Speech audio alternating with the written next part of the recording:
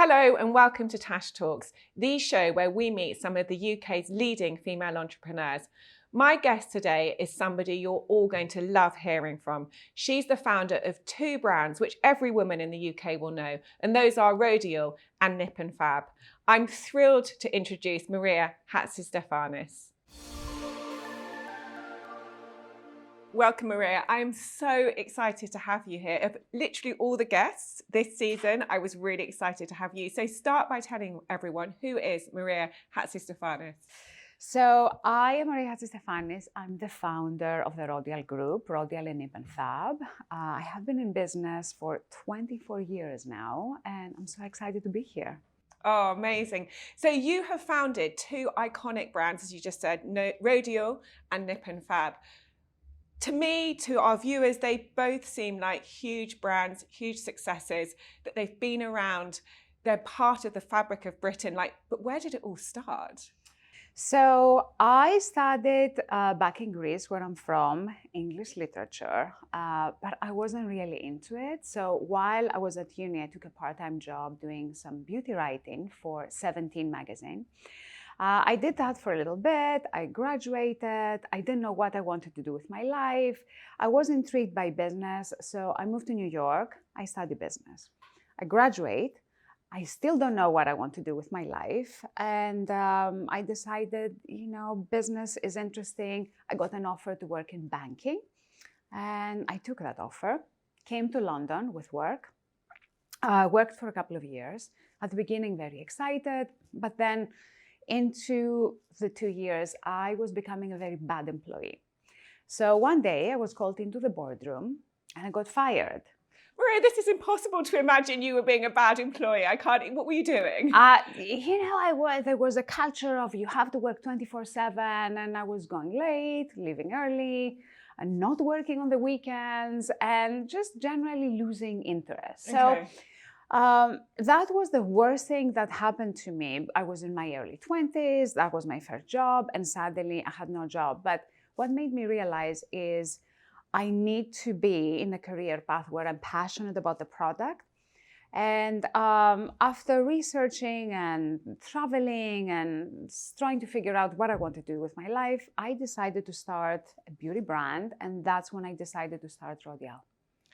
And where did you start with a brand like Rodial? It's so difficult to imagine back then what happened. You started it from your house, didn't you? Where did you start? How did you start? Yes, it was quite a grueling process, because right now you have Google, you can Google everything, you can find all the resources that you need. But back in the day, we didn't have all this plethora of information. So the first thing I did, I started going to all those trade shows. Cosmoprof is a big one. And I went to Italy with a carry-on bag and went from stand to stand, meeting product manufacturers, meeting labs, packaging companies, and filling it up with leaflets.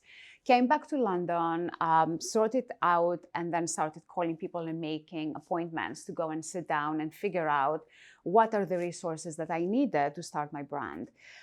So I started very small. I tried to get investment. I didn't get investment back in the day. And so I said, you know what, I'll start super small from a back room at home, so I don't have to pay rent or get employees. And I literally had this tiny office. It was me. My first production was 500 pieces, 4 SKUs in the cupboard, and that's how Rodial started. And how did you bring it to market from having those products back in those early days? So back in the day, we didn't have e-commerce, D2C, as it's now known. Yeah. So I had to find a store to sell my products. There were obviously all the usual suspects, from Harvey Nichols, Harrods, Space NK, they were all around. But I wanted to start a little bit smaller. So I started with Phoenix, which used to be a store in Bond Street. Yeah. I went there with a goodie bag of products, knocked the door, there was the buyer there, and I said, I'm Maria, I'm the founder of Rodial, I want to show you my products. So she said, you have 5 minutes. We sat down, I showed her my products, and she said, oh, well, it sounds interesting. I want to give you a chance. I'm gonna give you a shelf of this size. We can put your products in. with one condition. I'm like, what's the condition? You will have to come and sell your products. So during the week, Monday to Friday, I was at my back office at home, running the business, and Saturday, Sundays, I would go to the store, Phoenix, and sell. So that's how it all started, super small. I needed to make sure my products sold. So I put all my energy into having a successful first 6 months. It worked really well. So the minute we hit the 6-month mark, they gave us more space, and that's how we started growing. And when you look back on that, that must have been such an important period. I think there's nothing better than standing with your products, although it's hard, in front of the people who are possibly going to buy them and having that one-to-one interaction. Did that help you develop the range at the time? It really helped me with everything I did for the business to start at the very bottom. Understanding the customer, knowing what they want, knowing what they like, knowing what they dislike. So it really helped me understand and fine-tune who the Rodial woman is. And this is something that continuously we do every year. We sit down, we do a big brainstorming with the team, and we define who is the Rodial woman, what does she want. And I think that the core of the success of a beauty brand or any brand is really understand your customer, and spending that time on the shop floor was super important. Even now, yesterday I was doing store visits and Selfridges and Harrods, and I do love that connection and being with the customer, speaking with our teams. I feel it's super important if you want to do well in any business to really understand your end customer. So over the past 24 years, the beauty industry has changed so much and grown so much. I think there's never been more products on the market than there are today. Rodial has absolutely stood the test of time. How have you managed to do that? It's been a journey, and we've been through a lot of highs and lows, and we've been through a lot of recessions. So we've been through the 2008 recession. And I feel as a new brand, when you first go tough times in the economy that are beyond your control, you're thinking, oh my God, this is the end. But I find with experience and having gone through a lot of highs and lows over the years, I kind of say to myself, it's going to be okay. Just, hold in there and things will get better. Even when we had COVID, for us, it was devastating because our business has historically been a wholesale model. Yes, yeah. So the core of our business is selling to the stores, and the online piece was extremely small. So suddenly all the stores closed. We have nowhere to sell our products. So we had to quickly adjust and move everything online. And it ended up being one of our best years. So I always say that when you have challenges, whether it's micro challenges within the business or macro challenges of the economy, this is the opportunity to adjust, to change. And some of the best decisions that I have taken personally as a business person are through tough times. Now, before we come on to talking more about some of those tough times, just tell us about the second brand you launched, Nip+Fab, which came along sometime later, but is another hugely popular brand. So there was a time that the trend of designer brands in the high street started rolling out. So there was Karl Lagerfeld for H&M and Stella McCartney for Gap. And I'm seeing all these amazing brands going through mass distribution channels through a diffusion range. So that's how Nip+Fab started. It was going to be a diffusion range from Rodial that we can distribute to channels like Boots and Superdrug and more affordable prices, but products that do have some of the DNA of Rodial. So that's how it all started. But then over the years, Nip+Fab has developed its own DNA, a very different customer base. And right now it still belongs to our group, but it's run by a different business because it's become such a brand of its own. So now the brands are super separate. But obviously, I'm super proud of having started as a diffusion range and now it's become because it really bigger. does stand on its own TV. I mean, I always think it's an incredible brand, and it's been great to meet some of your team as well from Nip+Fab, who are fantastic. Oh, they're fantastic. And a lot of people don't know that we own both brands, but also I'm mainly representing Rodial just because you can't do everything in this world. But I'm proud of both. So let's talk about the concept of not being able to do everything. What are some of your greatest moments and also some of the challenges that you've overcome along the way? Some of the challenges for me have been learning along the way. I feel a lot of people think that you start your own business or you have it all figured out from day one. And the reality is I started. I made a lot of mistakes along the way. For example, at the beginning, the carton suppliers that I found, I went for the cheapest quote because obviously I wanted to save on costs. The cartons arrive, they are the wrong size, the products don't fit. I don't know who made the mistake, the packaging designer, the carton company. And I remember being devastated because we had to reprint the carton. So, that taught me it's not necessarily the least expensive quote. You have to check other things around your supplier. So, small things like that happened at the beginning that I was devastated, and it was a big expense for me back in the day. But I feel when you are in business, no one can teach you everything, or you don't know everything from day one. You learn along the way and you become better. So a lot of challenges along the way and a lot of high moments. And I don't think there was necessarily one high moment. It's launching to a new chain of stores or getting a great piece of press or having, I have team members that I've seen starting at a reception and now running a department and seeing that I was able to offer people not just a job but a career. So there's so many things over the years that you have to find positive and highs every single day to say, so you can feel energized about your business. I think one of the things that you personally became, in my recollection, really propelled you into the public spotlight, outside of the brand's profile, was your first book, How to Be an Overnight Success, which is all about how to be an overnight success. So tell me, how is one an overnight success? So the book is interesting. A lot of people ask me, why did you write the book? Yeah. So as you know, I'm very active on Instagram, and I post a lot of motivational quotes, and I was getting a lot of messages. I want to start my business. Can you give me advice? Or I've started this business and 6 months later, it's not going anywhere. I'm ready to quit. What would you advise? And I just saw there's so many amazing young entrepreneurs out there that want to start a business, grow a business, and they get very disheartened if they don't succeed immediately. And by that point, before I wrote the book, I was working on growing Rodial for 18 years, and people just discovered me, and I thought I was an overnight success. So the name of the book, the title is ironic, How to Be an Overnight Success. On the first page, I bust that myth. You cannot be an overnight success. It took me 18 years to be where I am now. And through the book, I go through all the challenges that I faced, how I overcame them in order to give hope to everyone who is struggling right now with their business, and make sure I share some of the tools that I've used to get me where I am today. So you can be a success. It takes a long time. It takes a lot of hard work, but it cannot happen overnight.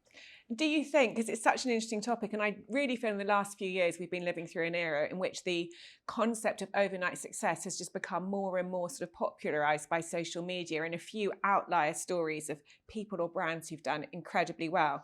That's not the reality for most people. Why do you think people hang on so much to they're only a success if they're an overnight success versus a longer journey, the more realistic journey? I think it has to do with a lot of people not being honest about their journey. I was at this conference and there was this very popular and well-known YouTuber who I know they've been working for a good 15 years by that point to develop their brand. And they got a question from the audience saying, so how did you get there? How can we be as successful as you on YouTube? And she responded, well, it just takes a lot of hard work and passion. And I just felt, this is not an honest answer. Because a lot of people work hard. A lot of people have passion, but it's more than that. It's about consistency. It's about waking up every morning, not feeling it, but I'm going to be consistent. I'm going to put some work, I'm going to put whatever I can today, and hopefully the day after I'm going to feel better, I'm going to be more energized. And I do feel a lot of people just gloss over any challenges they have in their journey. And that's why we get this view that unless you succeed quickly and easily, you're a failure. So I think it's the messages that circulate around. And how did it land? How did that book land with people? What was the feedback you got when people read it and then realized that you were 18 years into your point? They must have been 18 years into your journey. They must have been relieved. It's amazing the feedback that I got from, whether it's from young people who start the business or from even, retired men and women who suddenly they're thinking, oh, this is the time for me, I'm going to start my own business, or people outside the business industry who felt motivated suddenly to achieve something with their lives. I still get DMs and messages on how the book had changed a lot of people's lives and giving them that motivation and energy. And a lot of people are surprised about how honest I am with some of the challenges that I've had. And I've been very open about it. In my first book, how I got fired. In my second book, how I almost went bankrupt. And in my third book, how I had a mental breakdown and how I dealt with it. So there's always, in all my 3 books, it starts with a big drama. And then, and so I feel like they've been like psychotherapy. Yeah. And suddenly, perhaps I haven't admitted to the world that I was fired before launching my book, and then all the world knows. So it's sort of, I've opened up, I have nothing to hide, and that really resonates with the readers. And over the years you've had Rodial, one thing I think you're quite well known for is not having always run the brand privately, not having had investment into the brand. We live in an era, particularly over the last 5 years, where so many brands have investment and have so much money poured into them to help them be successful. What's your view on that? Why you haven't taken investment? Why you prefer not to?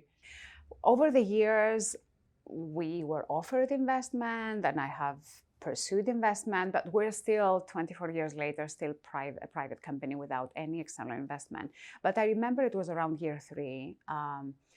We were just about doing our first sales and having a bit of traction, just launched in the US. And I had a private angel investor come to me and say, I value your business at 1 million, and I am happy to invest £250,000 for 25% of the business. And I was so excited. When you're just starting out, you hear 1 million, it is the valuation, it is a big deal. And Yes. £250,000 would be a year's budget. So I was so excited. And then we started talking, and it looked like what I wanted for Rodial, for the brand, was to grow the brand, elevate it, get it in the right places. And I had a vision for the brand, but the angel investor's vision was more about, let's just get it in as many stores as we can.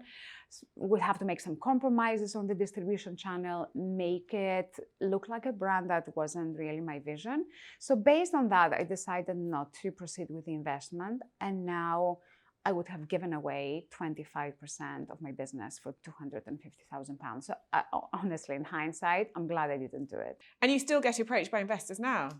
Yeah, there's still investors that are knocking on our door. And I find that, the best time to get investment is when you don't need it. I feel a lot of companies go and get investment where they're desperate for money, and then you get in just anyone, you compromise the brand. And I've seen so many founders have to exit their businesses after they get into bed with investors that are not right for them. And so for the time being, I'm still excited to run the business. Rodial is my baby. And I feel that as long as I'm excited to turn up, I don't need to sell any piece of the business. If in the future something changes, or if the right partner comes along, I may consider it. But for the time being, we're still private. And I know when people ask you for advice, and some of them might ask you for advice around investment or growing their brand, you've often talked about how you can grow things sustainably, because I feel we've moved into an era where a lot of people think they can't even start their brand without investment. Now, obviously, there's many different ways in which you can start a brand. There's a low-cost way and a high-cost way. But how have you found the benefits of, using your profits to grow the brand and doing that sustainably, albeit over not a 3-year time period or a 5-year time period, over a longer time period? That is a very good point. I think that you can start your own business or you can get investment. When you do it your own way, it definitely takes a bit longer. But for me, there's two benefits to doing it directly. One is that everything you spend has to give you a return on investment. So I know a lot of small brands that get investment and they suddenly invest in luxurious offices and a lot of staff that, oh, we'll get all this stuff to scale the business, but before they're ready. And in effect, you're just wasting money before you know what you need to do. The other reason is I feel that, at least with my journey, going through every single area of the business personally, from selling on the floor, from being involved with operations and the factories, from doing the e-commerce side and customer services and doing PR, marketing. I've done everything. So I feel that I'm a more well-rounded entrepreneur for that reason. I know cases where a fund goes in, buys a lot of the company, and then immediately the founder is pushed aside and it's just doing one specific thing. And I feel very fortunate that I've experienced everything just because I had no other choice. And actually, that's one thing your team always say about you is, because, you know, I think from the outside looking in, it looks like you lead a very glamorous life. You're obviously doing Dragon's Den in Greece. You're very well known in Greece. But if you ask any of your team about you, they say, oh no, she's properly like doing the work. She's properly grafting, which I think is an incredible accolade, really. I certainly think your team really respect that. The team is everything. And from day one, it's building the right team. It's a key point for me. Hiring the right people that may or may not be the best on paper, but for me, it's all about the energy. It's about, we all have the same vision. We all are passionate about what we do. And that if you and your team have the same vision and passion, then the tough days, you're gonna get through them much lighter, as opposed to having a team, you know, who looks amazing on paper, but they don't really care. They're there for a job and a paycheck, and they move on.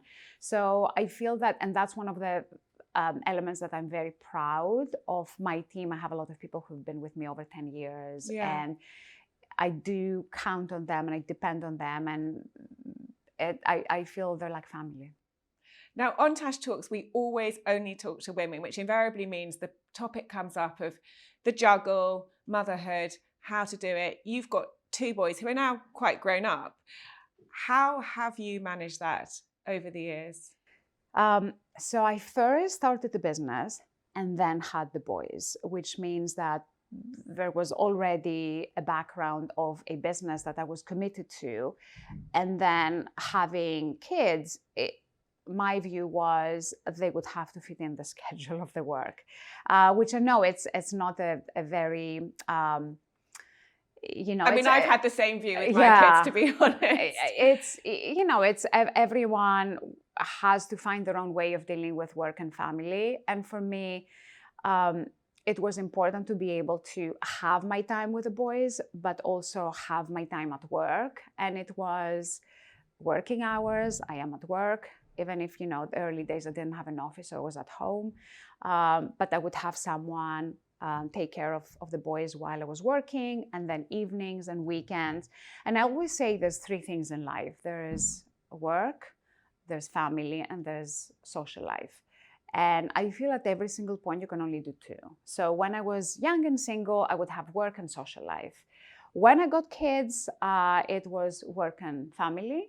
And then now that the kids are a bit older, I can have a bit more of a social life. So it's... Did you try and have all 3 and then think, actually, I could 2 is the max? I tried on the social aspect. I became very antisocial for a big chunk of time. It was work and family, and that's it. And I feel I was at the point I didn't have any friends outside work. And I felt that after COVID, and I thought, you know, I need to get back and I need to reconnect with my girlfriends. So, but it was what it was. I was busy with the kids, and I feel that people understand your situation, and they understand you're going through a phase, you're so busy, and then when you reemerge, then hopefully, you can reconnect.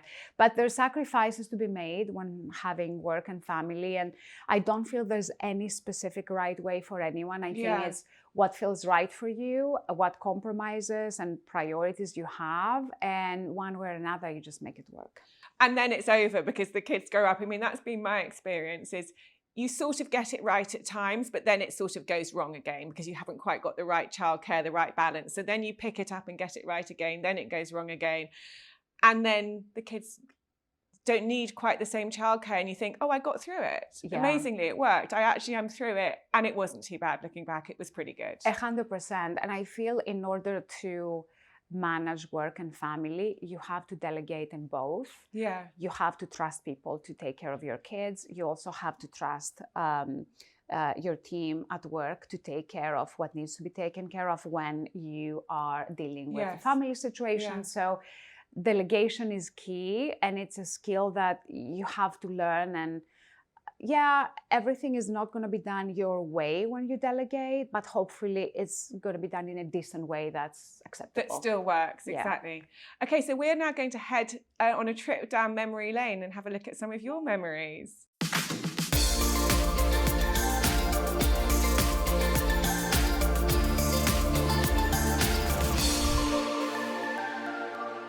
So Maria, your very first memory features a snake. Tell us more. Yes, so it was year 5 of running Rodial.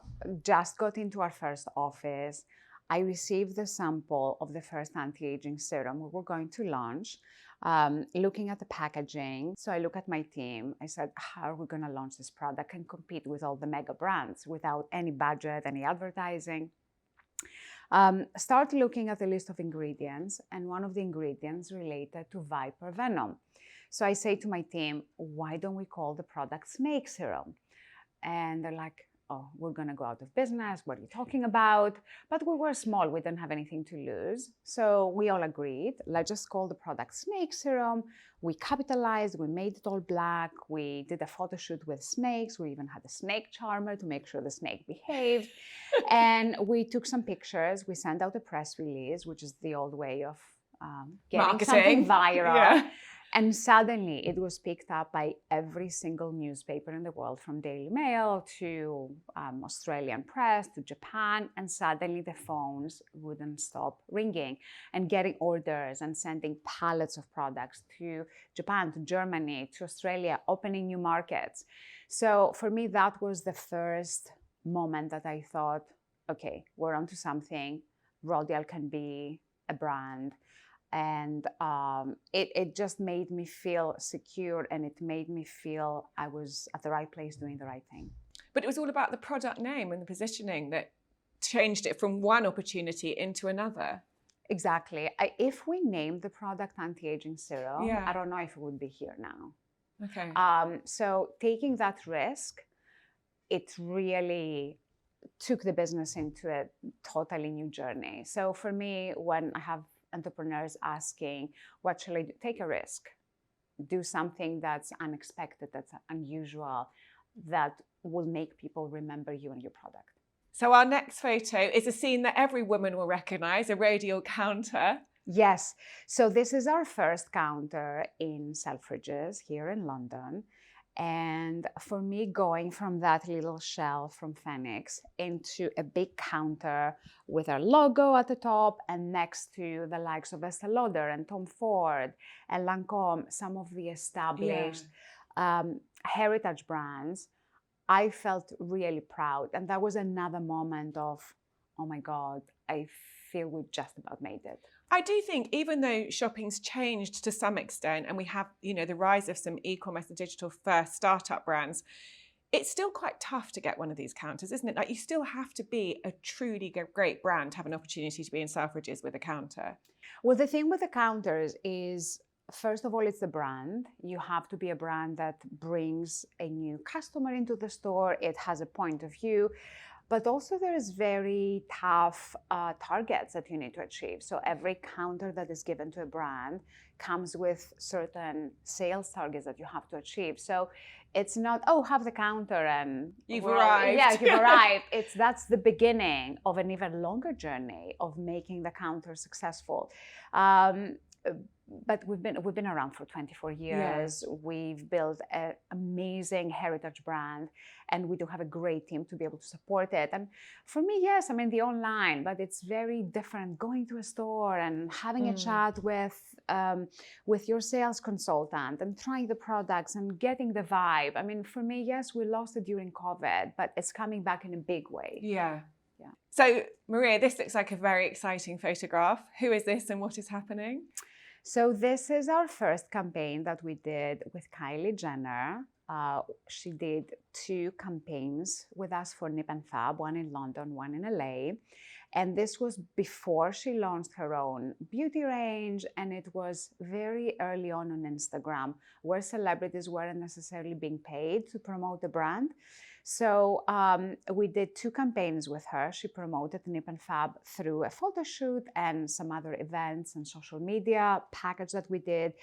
And that was the single moment that she took Nip+Fab from being an unknown local brand to a global brand. Again, we're starting getting emails. What is this Nip+Fab brand?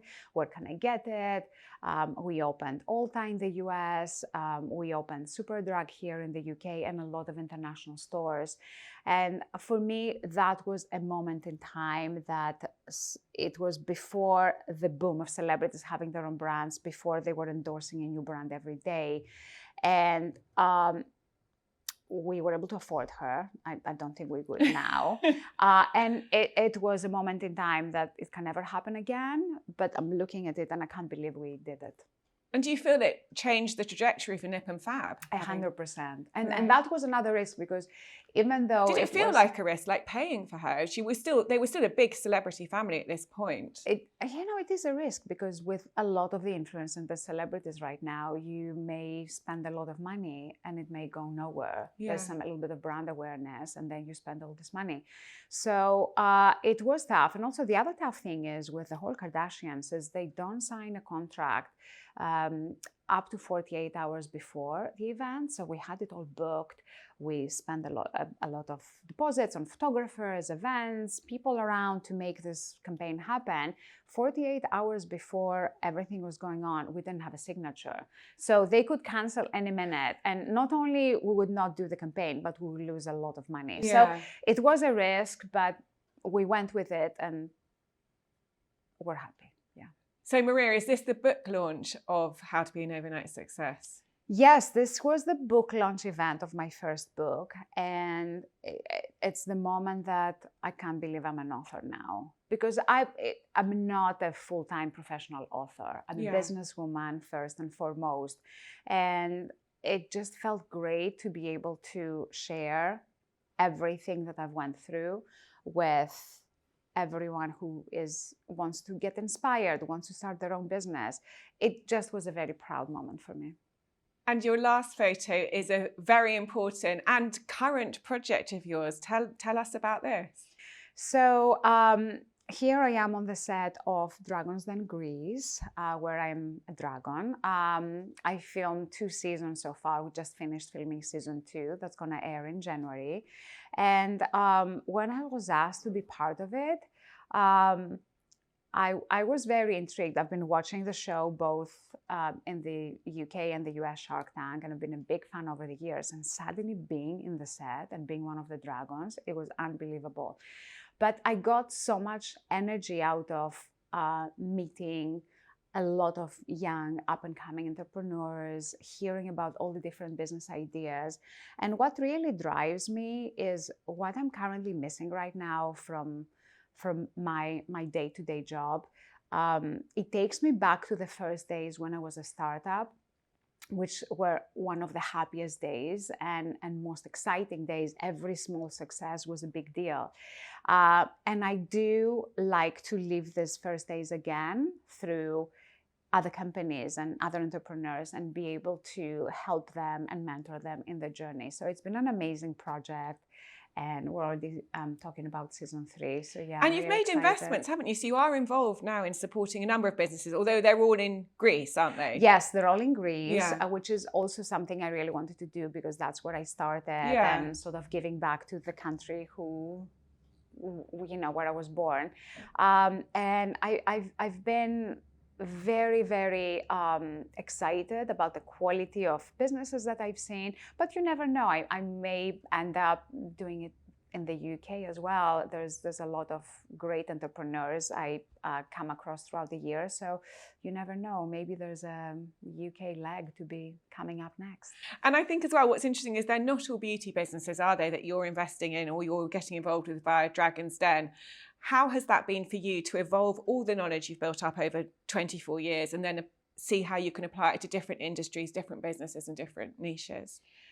So just because I'm so deep in the beauty industry and it's my day-to-day, when I was called to be on Dragon's Den, I immediately thought what type of companies I would be investing in. And for me, I just want to start a new story with a brand that's outside the beauty business, where I will be contributing to the business success, but I also like to learn about new industries and apply some of the business principles that I've learned, apply them in a different industry, and that makes it fresh and exciting for me. Great. And before we wrap up, just what's your final piece of advice for our viewers, many of whom are women wanting to start businesses or with businesses, hoping they can be as successful as you are? My advice is make a start now. I feel a lot of people procrastinate and wanting to have the idea perfected, the right team, the right funding. And I feel a lot of great ideas just never take off because the entrepreneur is waiting for that perfect moment. For me, just make a start, bring energy into your project, and action brings more action. You end up learning. But unless you start, you can never succeed. Brilliant. Thank you so much, Maria. It's been so wonderful talking to you today. Thank you. Thank you for having me.